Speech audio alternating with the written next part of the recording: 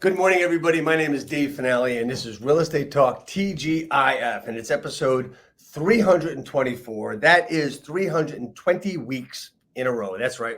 This is the longest running live real estate broadcast in the real estate industry in North America. Yep, that's true. There are other ones that have gone longer, but they're not live. Anyway, so here today, someone I met a number of years ago through a mutual friend that was also on the broadcast, James Malonis, who is James in the City in Toronto, Canada. Is that right? You're in Toronto area? Yes, sir. Born and raised.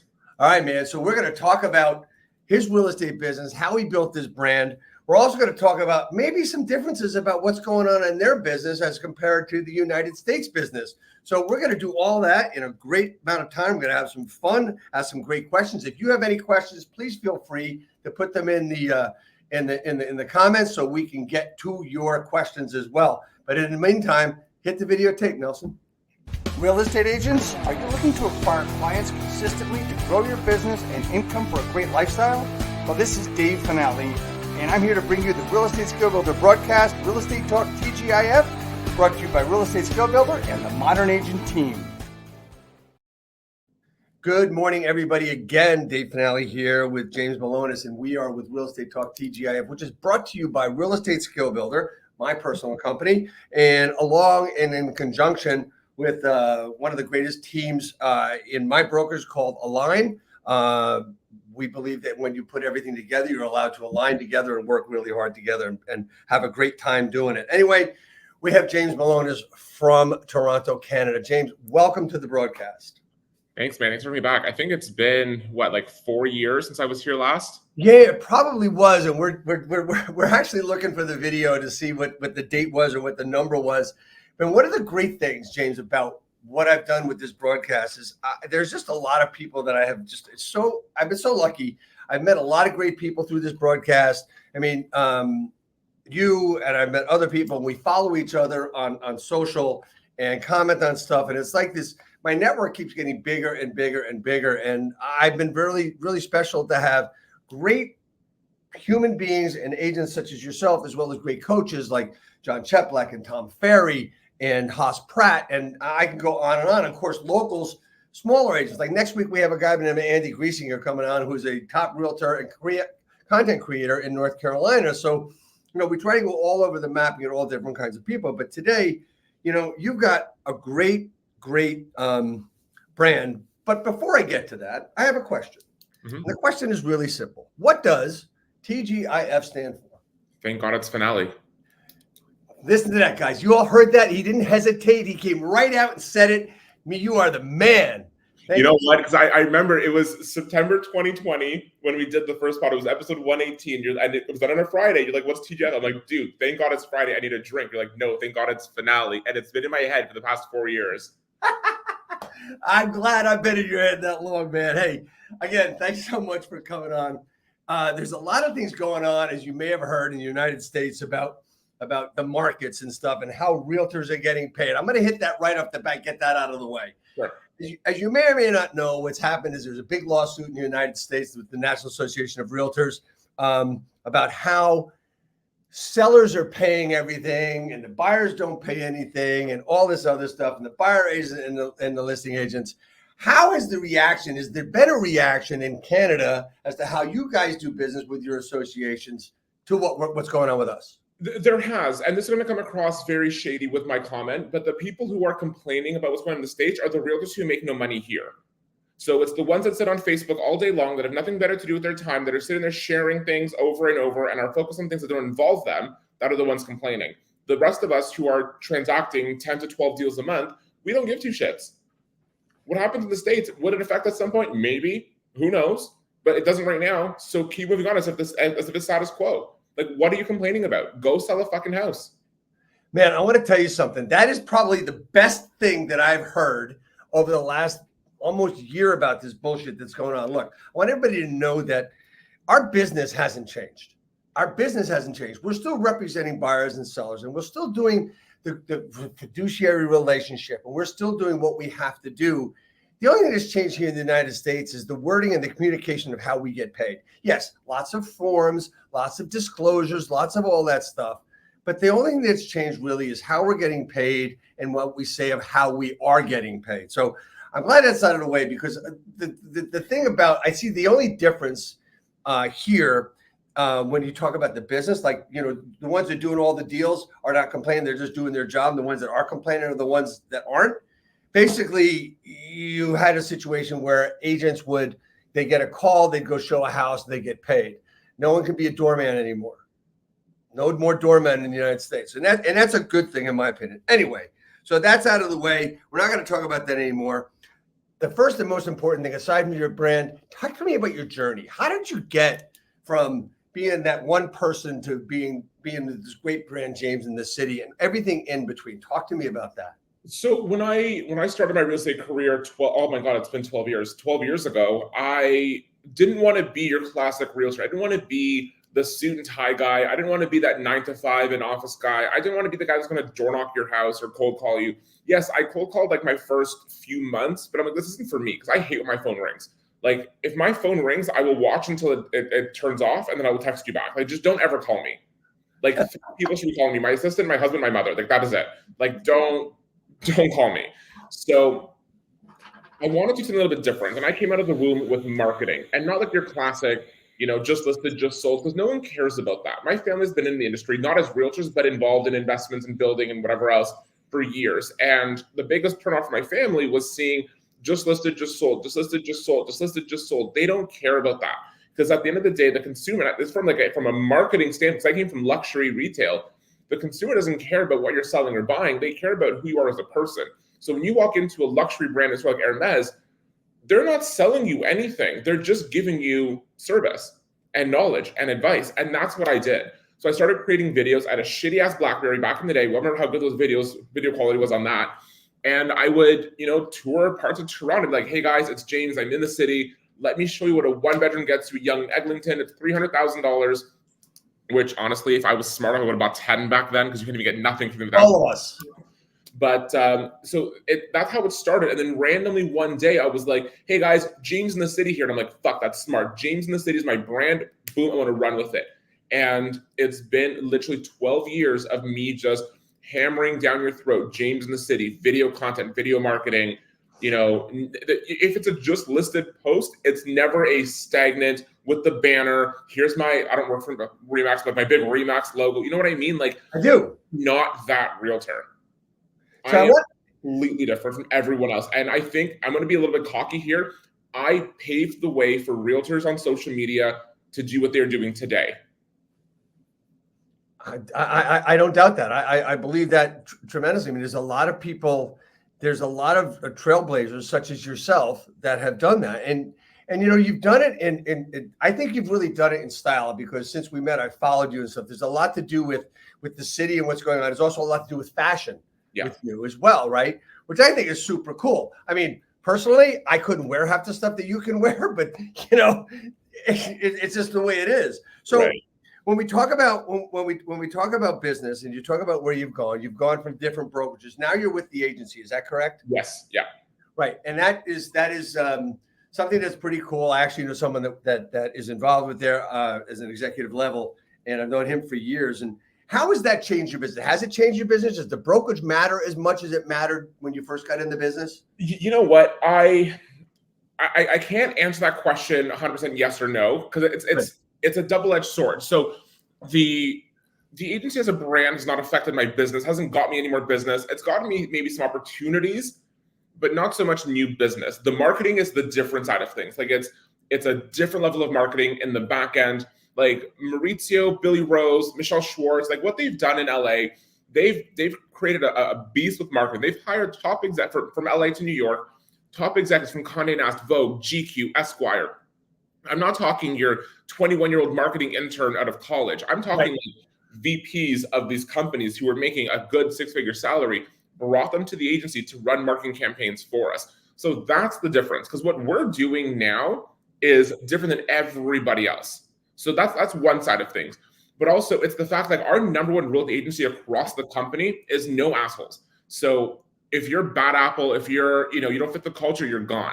But also there's no censorship. Like I have a very crass mouth. Like I swear, as you guys can tell, I say what's on my mind. I say what everyone else thinks. Doesn't have the balls to say it. I will say it. So I've had brokerages before that have censored me on my topics. Hey, maybe take that down. I'm like, no, like I don't work for you. Like you work for me. You know what I mean? Like I'm paying you every month my monthly fees and part of my commission. So you work for me. So I'm not going to take down my video because you're offended by that. With the agency, it's completely different. So it hasn't really helped me, in business side of things. It's just helped my brand grow to the brand that it's meant to be. Like my brand has gone massive since joining the agency. It was already big. It just got bigger. Oh, that's fantastic. So you've actually taken advantage of the opportunity that's there for you. It's like taking advantage of time, but you've maximized everything that's going on. Yeah. So, all right. So look, we talked a little bit about the comparison of the United States to Canada. So let's talk about that a little bit more. Talk to me about the difficulties or not difficulties that you've had to deal with over the past, let's say, couple of years in inventory. How has the inventory changed? How have interest rates affected you? Because I know you guys do things a little bit differently than we do. Yeah. So the last time we spoke 4 years ago, we had no inventory. Like for every house, there were maybe 10 to 12 buyers on top of that. Sometimes even 20 buyers. For condos, it was maybe 18 to 20 buyers. Everyone wanted to get into the market. Now it's the reverse. Like for every 18 buyers, there's maybe 300 houses. Wow. Like we are sitting in inventory right now. Like it is a buyer's market for condos right now. In the downtown core, which is where I live, work, play, eat, sleep, whatever you want to call it. This is my hood. We are, I think, alone in the downtown core, just shy of 2,100 condo units on the market from 1 bedrooms to 3 bedrooms, which is we've never had that much inventory in the downtown core. Maybe across the city from Scarborough, North York, Etobicoke to the lake, like maybe that, but the downtown core, no. So I think that'll change in the next 6 weeks. We have a rate announcement on the 4th of September, like right after Labor Day weekend. Right. So I think we'll see a change with that. Speculation is it's going to come down a half point, which will make it the first full interest rate, like first full point drop in a year. Because we've had 2 quarter points, and if this is a full half, then that's a solid thing for us. That'll get people back into the market because like our prices in Toronto are still very high. Rent is high, housing cost is high, cost of living is high. So rates have affected the real estate market. I'm thankful that I'm still, the top age of my office, I'm still producing 30 plus million a year in sales. But for some agents, it's a struggle. And even for myself, like I got fired from a listing yesterday because I just couldn't get her a buyer. I'm sorry. Like we're priced right. I've shown you all the marketing. It's just no one in that pocket is moving right now. Like not a single condo in your neighborhood has sold in the last 90 days. I want to ask you about that specific issue right there. Okay. So you're priced right, but let me ask you a question. So one of the things, this is really the nitty gritty of listing and selling and marketing and everything, right? So when we put a house on the market, whether it's a condo or a house, whatever it is, if it's priced right, it's going to get some views. If it's priced right and the marketing is good, it's going to get more views. But don't you think that the market actually reacts to the house by the price and everything else? And doesn't that mean that if it is priced right and you don't get anywhere, is it priced right? You know what I'm talking about? So I mean, in a normal market, I would agree with you. I think in this market, there's just so much uncharted territory because the rates are so high. There's a lot of inventory for buyers to choose from. Like, yeah, certain things are moving. Like North Toronto, so like, kind of I don't want to use the word luxury because $3 million is not luxury, but the 3 to 5 million range, which is a very average mid-level product in Toronto right now, that is moving. But like the 1.5 to 2.5 range is sitting. And 2 years ago, 18 months ago, no one could buy a house for that price point because they were just flying off the shelves. Now they're sitting. Same with the condo segment. Like there's, I don't know what the number was. I think it was like 183 units downtown are under $500,000. So they're all priced right, but there's just no buyers for them. So the lower end isn't selling either. No, it's few and far between. So the people that have half a brain are getting in the market and buying now, because if rates drop, everyone's saying, oh, the rates are so high, let the prices come down. No, fuck that. Prices are not going to come down. We bottomed out like 18 months ago, 19 months ago. We're not going to drop in price. Maybe like 10% off purchase price, but that's pretty much it. Like 20 tops if there's an issue with the property. But you're not going to get, a 3-bedroom house for $1 million in the city of Toronto, maybe in Scarborough, right? Or, a rougher neighborhood, but not anywhere desirable. So once the rates come down, all the buyers that are on the sidelines just waiting for their approvals to change, they're all going to flood back. So what's going to happen? Bidding wars. What happened last time? People were spending $100,000 over asking. There was one point in my neighborhood where I live right now, prices were climbing $50,000 to $100,000 a week. Holy shit. Yeah, for about a good month. Like the condo market exploded, and in the freehold market, people were spending upwards of $1 million over asking to get in. Why? Because money was fucking cheap.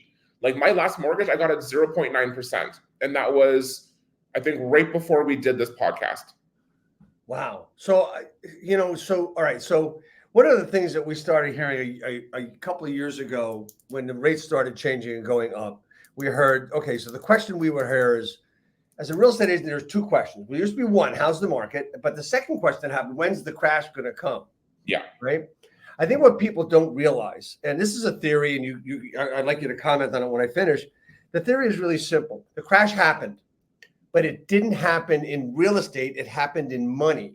Yes. Meaning that our money, when it used to have this value, now has this value and has changed around where the pricing has gone up. So you have to spend a lot more to get what you want, what you could before. So the crash happened in the financial industry or in the way we look at money due to inflation. And I think due to what our governments did to us during COVID.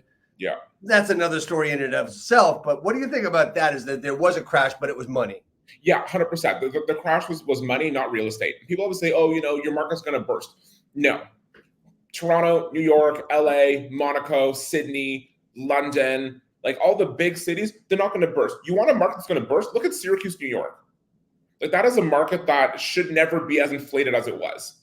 Like my sister lives in Syracuse, and what she was looking to build her house for, she could buy a bigger house resale for the same price point, because like everything just kind of overinflated. That is a market that's not the most sustainable. Smaller markets outside of bigger cities are not the most sustainable. Like we look at Toronto, and when I say Toronto, I use like the whole geographic region. That's kind of right. No one really from the States is going to understand what the GTA is.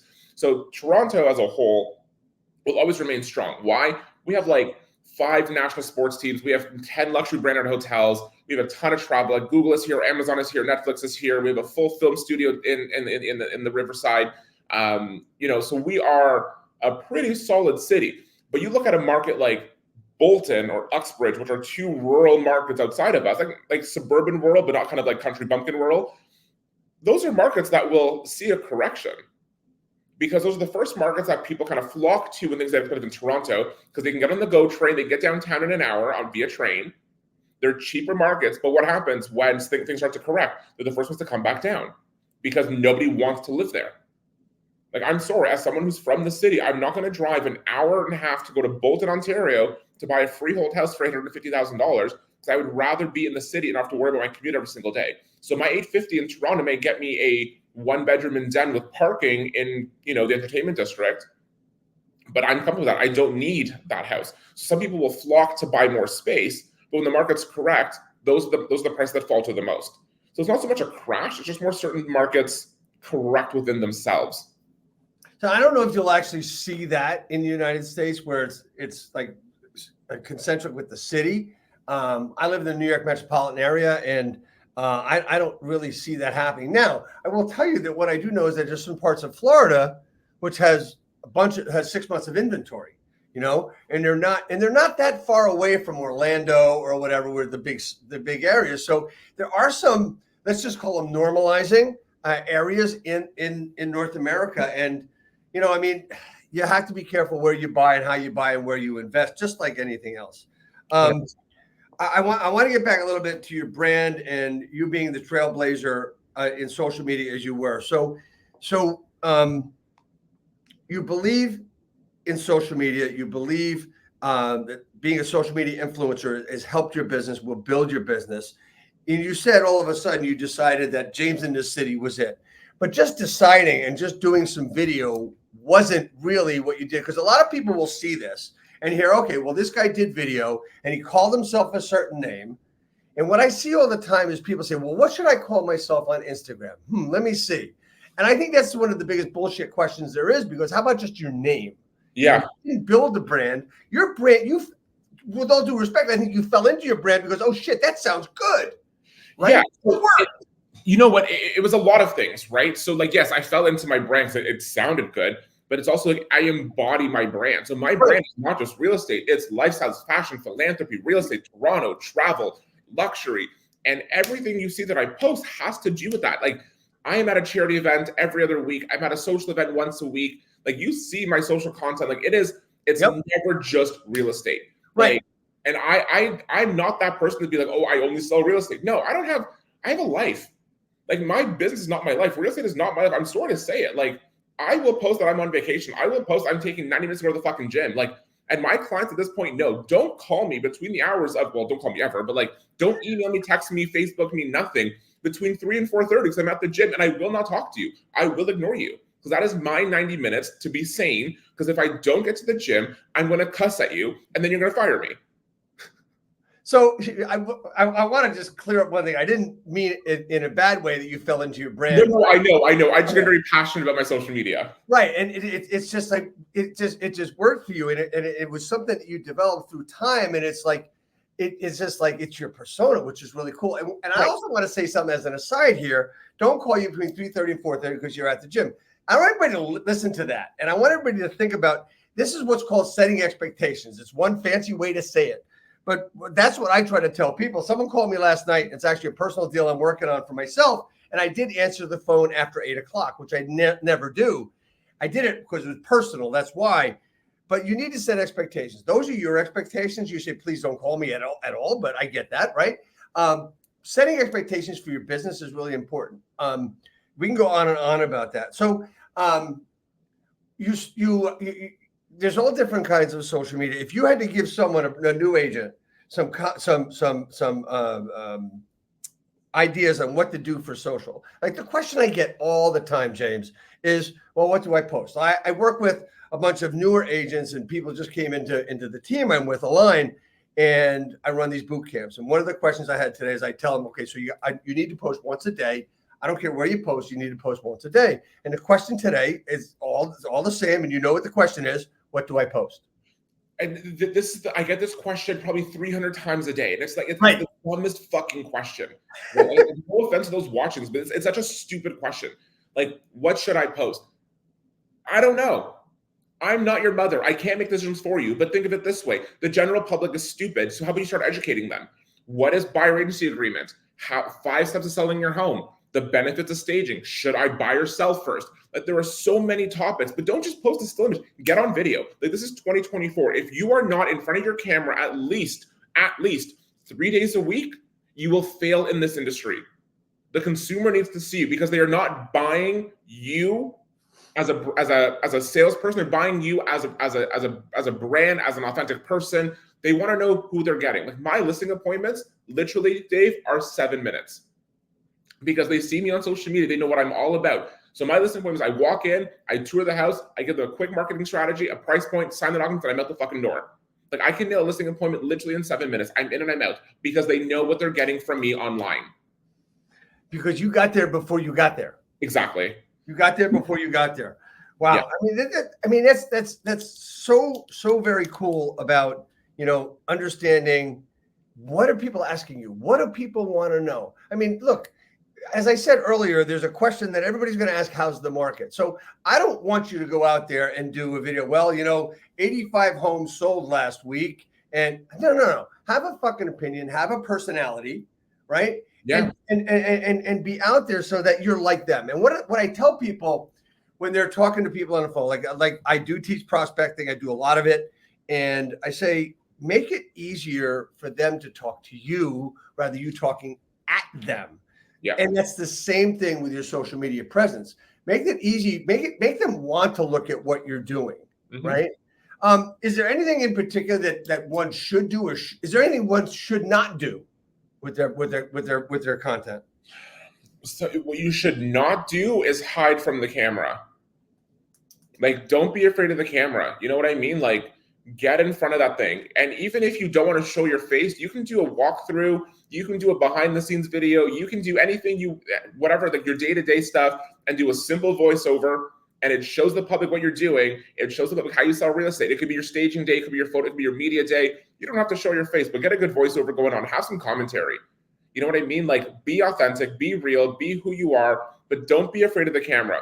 Enough of this 1997 still image bullshit with the banner at the bottom and the Remax logo is this big or the Central Owner logo is this big. No one cares what brand you're with. And I say it as someone who works for the agency, no one cares what brand you're with.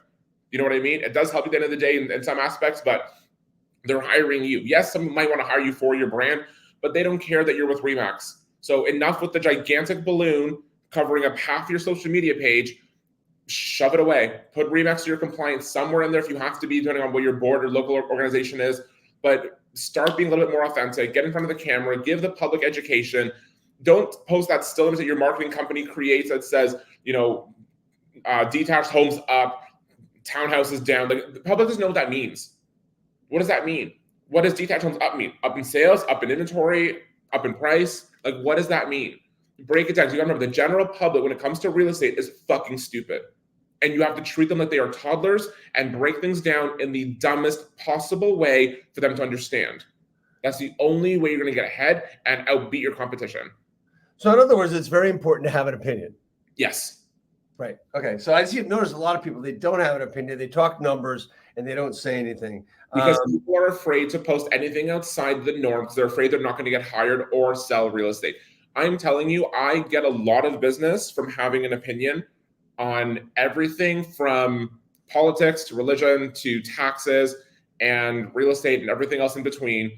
Having an opinion sets me apart from everyone else because I'm not afraid to speak my mind.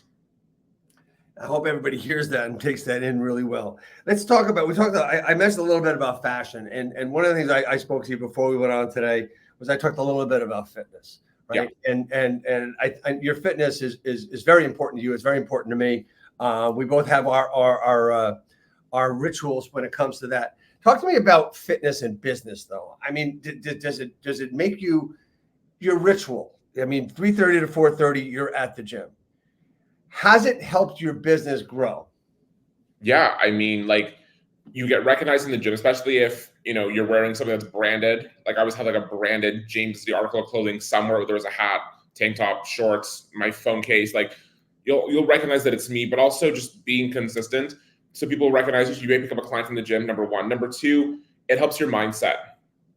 Because the stronger you are up here in your mind, the stronger you are going to be in your business. Because you're not going to let someone bully you out of a deal or fuck you around in negotiations. It's that discipline. You know what I mean? But also, you need to be in the gym for that therapy. Whether it's you're going for a walk outside, whether it's going for a swim. Like, you don't need to go and lift heavy weights like I do. You can go to Pilates, you can go to yoga, you can go for a walk, you can go fly a kite. Like, I don't care. But spend 60 to 90 minutes of your day being physical just to clear your mind. It makes you happier at home. And when I say at home, I mean not only like with, at your home life, but in the bedroom. It makes you happier there too.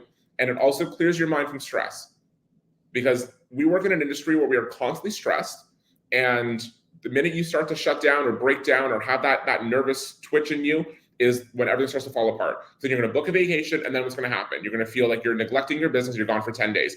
If you do 90 minutes a day, 60 is good. If you can do 60 minutes a day just to be active, you'll need to look for that next vacation. So when it comes, you can actually go and relax and be like, oh my God, like my next deal. No.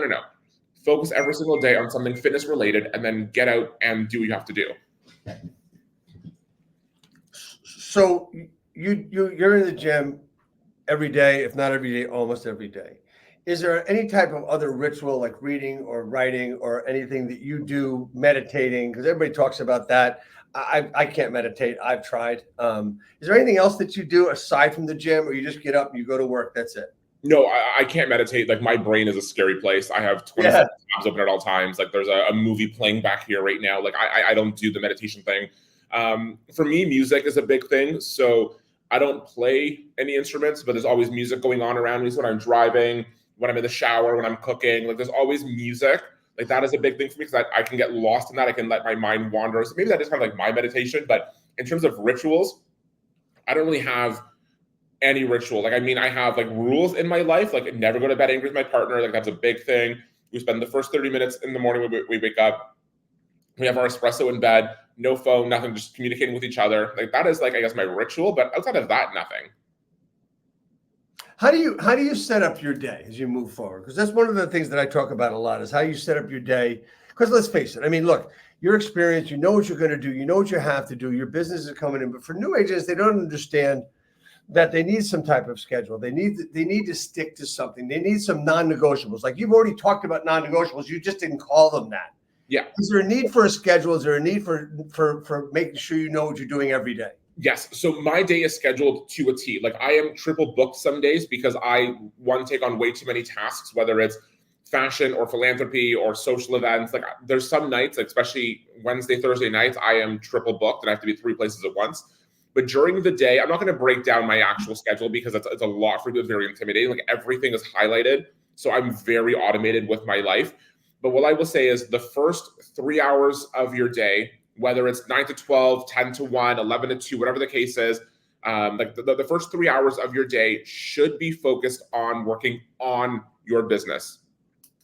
On your business. So CRM, database, checking in, emails, note cards, follow-ups, searches, like whatever the case is, that first 3 hours of your real estate day should be you working on your business. The last half of the day, whatever time that is, whether it's from 2 to 9, 5 to 7, like whatever the latter half of your day is, should be working in your business. Showings, listing appointments, you name it. Anything that has to do with you making money. The tasks in the morning are going to lead to money down the road, but they are not making you money. The afternoon appointments are making you money. Showings will make you money. Listing appointments will make you money. Open houses will make you money, right? But sitting at home and creating a Canva postcard is not going to make you money. So do that in the morning, get it out of the way before things get really busy. Because let's be real, no client is talking to you about real estate unless you're in an active negotiation at 9 a.m. They're at their corporate jobs. They're with their nannies. They're with their dog walkers. They're getting their hair done. They're not focused on you. So spend the time and focus on your business in the morning and focus in your business in the afternoons and evenings. So if someone really wants to prospect and make phone calls, is it better to do it in the morning or the afternoon, or doesn't it matter? The best time to make the phone call is the best time that's going to work for you. Right. Plain and simple. Like I get asked all the time from agents, when should I cold call, when should I door knock? I don't fucking know. I don't do either. So the best time that's going to work for you is when you're going to do it, and that's it. But make sure you do something working on your business and in your business that you have that schedule set up that you know what you're going to do every day. So there's never a question on what. And if there's a day that you miss a prospecting appointment or some kind of real estate related activity, take your calendar, move forward 120 days and put a big fat X because you're not getting paid. Like you got to remember, we wake up every single day unemployed. We are the world's most expensive prostitutes. We wake up unemployed every day. We sell our asses for money and we get paid a lot of fucking money down the road. But every day you don't do something for your business, drive forward 120 days and put a big X in your calendar because you're not getting paid on that day either. Do you think it's possible for real estate agents to get paid on a weekly basis, meaning they have a deal close a week? If you're doing leases, yes. And I mean, if you're like a big team of 50 plus and you've been around for a long ass time, yes, I think so. But a deal a week to get paid out on, that's listen, if you do it, kudos to you. What would be necessary what would you have to do to be able to do a deal a week? I mean, I can write a deal a week, no problem. Like on average in a busy market, I'm writing a deal a week. I'm not getting paid a deal a week because our market is very different here. Like we get paid 60, 90 days at with closing, and then 10 to 12 days after closing when we actually get paid. But you can write a deal a week. That's not a hard part. Like I had a junior agent work for me during COVID, and with all my leases that I gave him, he wrote 110 leases, I think, that year. Wow. So if you're doing leases, you can make a lot of money on a lease. I don't know what's like in your market. We get a half month's rent here for leases. So if you're, it's different all over. It's different all over the country, right? Yeah, it's different all over the country. Plus, we get a half month's rent in Toronto, so you could easily write a lease a week. Like in most markets, I'm writing a deal a week. Right. Let's talk about one of the things I think one of the things that's most important that really impresses me and intrigues me about James in the City is your philanthropy. You're involved in a lot of things. You've done some things. You've done some things with HGTV. You've done some other things. Talk to me about that one first, because that's one people are really going to love. What did you do there? What happened there? Oh, on HGTV. So I was a real estate host on a show called Open House Overhaul. It didn't last long. It was like eight episodes. So there was me and two other realtors. We would come in at the end of the show and give our opinion on the house. I've been involved with television a long time. Like I was on MTV back in the day. I was a child actor. I did television, I did film, I did, you name it. I did it all when I was a child. I never looked for opportunities in real estate TV because, let's be real, they're all scripted. There was a show that came out here in Toronto last year. It was similar to like Lux Listings Sydney. It was called Lux Listings Toronto. I was casted for that in 2019. There was some drama around the other castmates and production. So I removed myself from that situation, and thank God I did, because the show was a bust. And from the rumors I gather, it's not getting renewed for season 2. The real estate reality TV in Canada doesn't really work as well as in the States. Our production companies are different here. The US are a lot more dramatic in the States than we are here. You guys like the drama, so do we, but we don't show it. Case in point, our Real Housewives of Toronto was very tame compared to New York, New Jersey, Atlanta. So I'll leave that at that. But with philanthropy, it has been a big pillar of mine since as long as my mother was a big socialite. She was a big philanthropist. My mom always says, if you can donate $1, donate 10. Talk to me about that. Talk to me about your philanthropy, the charities you're involved in, how would others get involved? Just go through the whole process. For sure. So I've always been that person to, like, if I have $1 to give you, I'll give you 10, because it'll come back to me 10 times over. Not that I'm expecting the universe to do that for me. I just know that it will at some point. So it's never I don't have the expectation, I'm going to give you $1 so I can get back 10. No, it's just like, if I can help someone else out, I'm very fortunate in my life, I will. So I got involved in the charity scene at a young age, and then I started sitting on committees with charities. So my biggest one is CANFAR, which is the Canadian version of AMFAR, the Foundation for AIDS Research. So that's one that I sit on a few of their committees and some of their big galas. Sick Kids, which is a hospital here, like, because you guys have Sick Kids in the States as well. I was a child at Sick Kids, so again, it's my duty to give back. And then I just look for charities that affect me in my life. So my grandmother's blind, so I work with the CNIB. I've had friends who have had cancer, so I do a lot with the Cancer Foundation. So it all depends on what charity I am passionate about. Like, women's shelters are a big thing for me, because I don't believe any woman should feel unsafe in her home. So when I was at Royal LePage, which is a Canadian franchise or Canadian brokerage here, I would donate part of my commission, because it came right off my paycheck, to the foundation. We had a Royal LePage Foundation that got donated every single deal. Now I just do a check at the end of the year for my charities, but I support over 30 charities a year through a variety of ways, whether it's monetary, time, or exposure. So do you think it's difficult to get involved, even if you're brand new in the business, and you knowing that it will help your business because you'll get the exposure? Some people say, well, I don't have the money, I don't have the time. You don't need to have the money to get involved. Honestly, it takes nothing to create awareness. You can create a drive, a campaign, something. Every shelter or every charity is looking for some kind of exposure. They don't need your money at all times. Sometimes they just need your help. You go to the Covenant House, for example, they may need you to go in and restock the shelves in the pantry, right? So when the residents are out for the day, you can go in, because they don't want to see outsiders in the shelter when the residents are there. So you can go in during the day when the residents are out doing school or whatever else they have to do, and go restock the pantry. Doesn't take much. Sometimes your time is worth more than your check. Oh, absolutely. It's just like,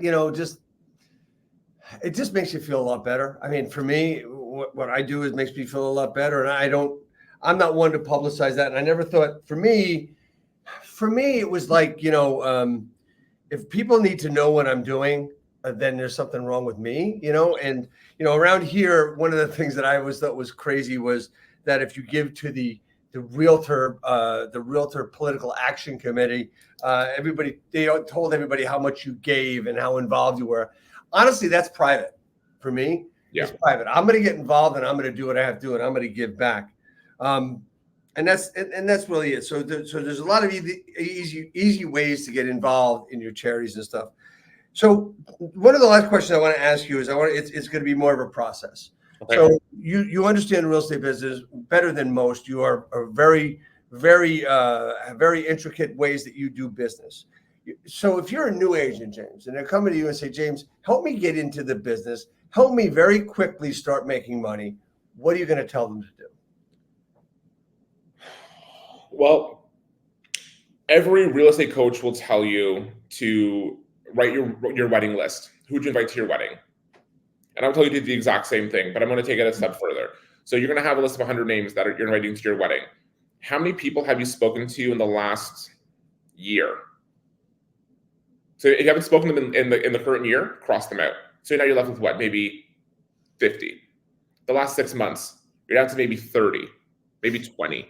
The 20 people that are left in your database, those are the ones you want to know, you want to let know that you're in real estate. You want to let them know that you're in real estate. I'm looking for opportunities. If you have anyone, because you're talking all the time. So Aunt Mary that you saw, 3 Christmases ago, doesn't really give a fuck if you're a realtor or not, because she probably has someone in her pocket. But your best friend or your best friend's mother, who you had lunch with 2 weeks ago, yeah, those are the ones you want to let know that you're in real estate. So the top 20 people that you talk to on a regular basis, let them know you're in real estate. Create your database and then start working the fuck out of it. Remember their birthdays, their anniversaries, their move-in dates, anything you can about them. The more you have on your clients or your database, the better it is. Like I have a client, her whole thing is pink. Like she is like a Canadian Paris Hilton. Her whole life is pink. So whenever I do a deal with her, her folder, her pen, her notepad, her everything is pink because it's something that just speaks to her and it gets her so happy. She makes me a lot of fucking money. So that's number one. Number two, find some way to prospect. So I don't cold call, I don't door knock, but I social media prospect. I do a very different style of real estate prospecting. So do something, prospect daily. You have to prospect daily, an hour a day minimum, but do something daily to prospect with real estate. You're not going to make money tomorrow. You may not make money in 6 months from now. You may not make money in the first year. Like my first year, I did one lease. I made $750. Like you can't sustain a lifestyle with that, but you can't give up. You got to keep going.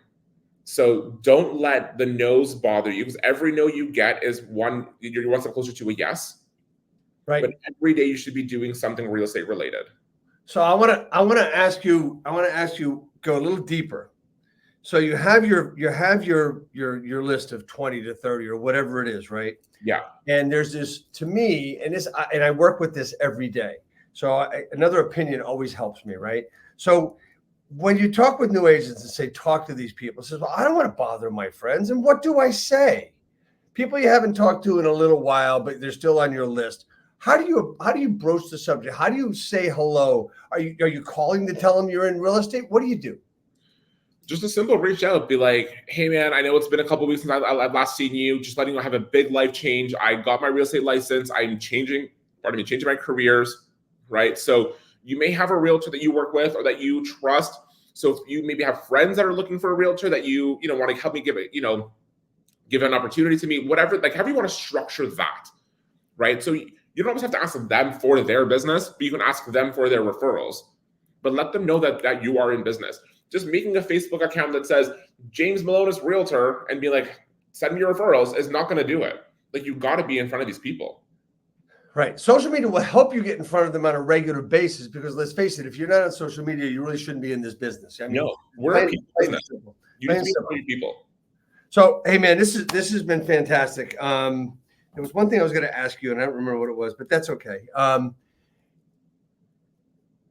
How can I help you grow your business? Dude, I think you've helped me over the years just by being someone that I can look for the American side. I've always looked at your page and caught, a glimpse of the American real estate market, especially because like we're in border cities. Like you're in like the New York region, I'm in Toronto area. So we're very similar cities and we're not quite an exact border state, but it does give me some of what's going on in the market. So you've helped me enough. Well, that's great to hear, man. I mean, I love the way you do things. I love the attitude because it's like, yeah, it's so real. And I think a lot of us, I see a lot of real estate agents and they like to talk the talk. You know what I mean? They like to be that realtor. And I would say, well, I know the number. I don't really give a shit what you know. Talk to me about what we're trying to do and what people we're trying to help. Let's talk like human beings. Let's talk really real. Exactly. Man, is there anything else you'd like to bring forward today in this broadcast? Because it's been very informative. I love everything you're doing. I mean, you're a great human being aside from a great realtor. Talk to me. Is there anything else you want to share with us today? I think we've nailed most of it. All I'm going to say is I'm just waiting for my UPS delivery with my hat. Oh, you mean this? I mean that. Yeah. Okay. All right. So we can do that. Anyway, everybody. So, hey, James, thank you so much for being on. I just want to let everybody know that I mentioned this earlier in the broadcast. Andy Griesinger from North Carolina is going to be on with us next week. He's been on before as well. Another great human being. I can't wait to have him on. And man, look, I hope you have a wonderful, wonderful rest of your day and a wonderful weekend and everything. Stay on before we go out. After we go out, we'll see everybody next week with Andy. And thank you so much for watching today. It's been fantastic. Hit us in with the video.